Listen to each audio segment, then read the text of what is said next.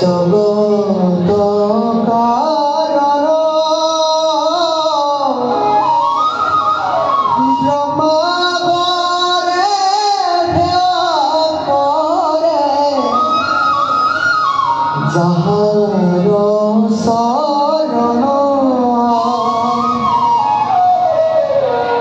পূৰ্বিত সকলে সদা যাৰ গুণ গায়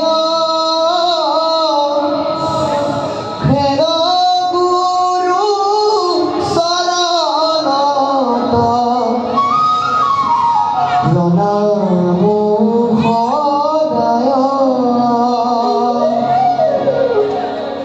সৰ্ব অপৰাধ কৰা তুমি